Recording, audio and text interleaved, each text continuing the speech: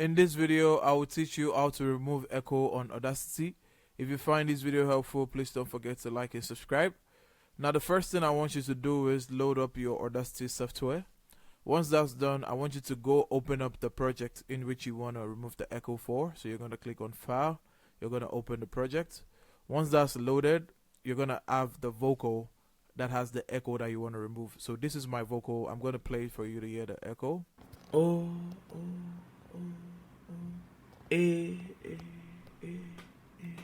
So as you can hear in the vocal, there's echo here and there's echo here, and the echo is in between these two vocals that I want to keep.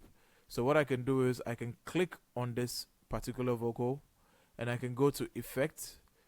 I go to Noise Removal and Repair, and I go to Noise Gate. You see a dialog box that says Noise Gate, and you're going to go to the gate threshold. We're going to reduce this to minus 30 dB. We're going to come to the level reduction here, and we're going to reduce this to minus 100 dB, and we're going to leave this as 10, this as 50, and this as 100, and we're going to preview. Oh,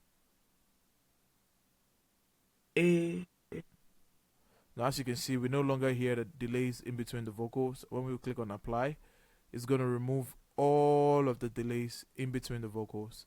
And once we play our vocal, stop and replay it. Oh,